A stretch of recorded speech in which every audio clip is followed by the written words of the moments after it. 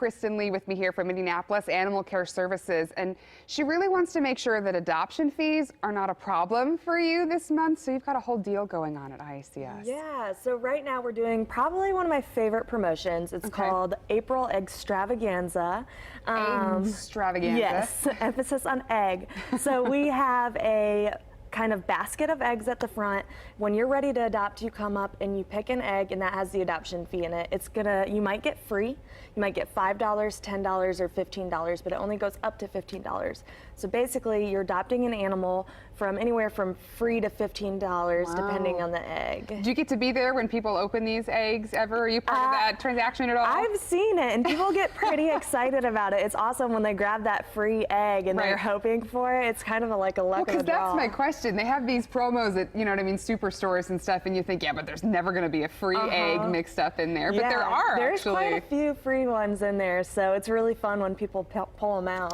And get to be a part of that. So this is cats and dogs. Cats and dogs, and the adoptions include the spay, neuter, microchip, and vaccinations. Which is huge, because that vet bill by itself can a lot more than $15 if you get the $15 egg. Now, I know it's spring. Is this also going to cover kittens and puppies as well? Absolutely. So it's any animal that's in our building available for adoption. So any kittens, and it is kitten season. So the next few months you're going to see a lot of those starting to become available for adoption.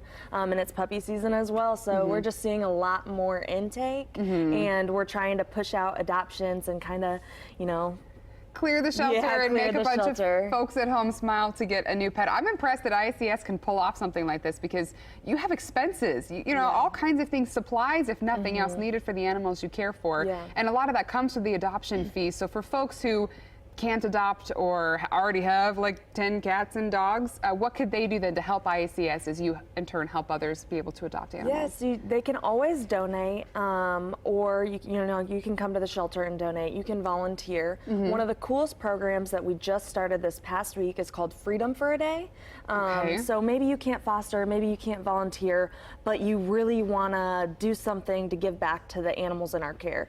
And we started a Freedom for the Day for our long-termers, and you come in and you basically, it's kind of like renting out a dog. So you take out a dog for the day. You can take it to parks, and you gather pictures, and you give it like the day of its life. Oh, nice. And kind of prepare it for adoption. And then we post those pictures on our social media and say, this is one of our long-termers and this is what they got. So that's a really fun and unique way that people can give back. But we always are accepting donations, even old blankets. If you have old blankets or old towels. Yeah, that would be useful. Yeah, it's very useful, because our animals constantly need those, and we need them to clean.